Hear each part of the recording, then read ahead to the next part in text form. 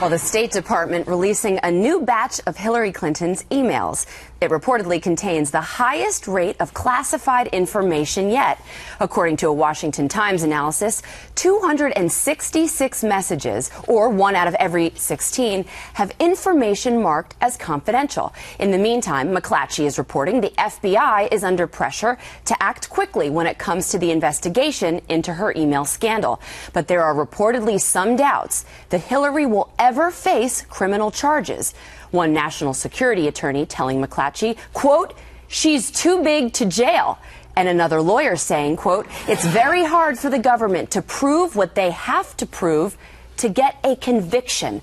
So Peter Johnson Jr., our attorney on the couch, counselor, is she too big to jail or too politically connected? She might be. We need to be realistic. Do we really believe that a Democratic-controlled Justice Department is going to indict and then convict the would-be Democratic presidential candidate for the United States? I believe the grandest jury of all will decide, and that's the American electorate during the presidential election. They're going to decide, did she use good judgment? They're going to decide, did she put her own personal convenience above national security? They're going to decide, can we have a president that has those qualities? Do we have a president that will not take responsibility for what she does when she does something wrong? I don't believe there's going to be a prosecution. I think if some folks kid people that there is going to be a prosecution, that's what they're doing. They're kidding them. So we'll look at this as it goes on. You have to prove intent or you have to prove gross negligence. Tough standard, especially tough standard dealing with a Democratic presidential candidate. And justice is not always fair in this country. And the big folks sometimes get away with stuff they shouldn't get away with. And she is the biggest at this point. Peter, I have been saying I agree with you wholeheartedly. I do not see that woman getting indicted. I do not see Obama's DOJ bringing charges. Harris, we know the FBI is doing due diligence, but if they don't indict, I see a very frustrated FBI that could potentially just leak that they recommended charges, but they didn't get them. But that means that the media would have to cover the story. And when people say, oh, but they will, they'll cover a leaked memo, I say 3 letters, IRS. This is a very politicized administration that got away with the IRS. She's going to get away with this, too. Well, you know what's interesting in all of this, though, to me? The FBI is supposed to operate on its own independently. So we're reading reports today that there's some pressure being put on the FBI. We don't know exactly where that's coming from. It would be good to know that, because I think it's an important point if it's true. As you say, maybe we'll only find out what the FBI has in a leak fashion, and then it will be too late for anybody to act on.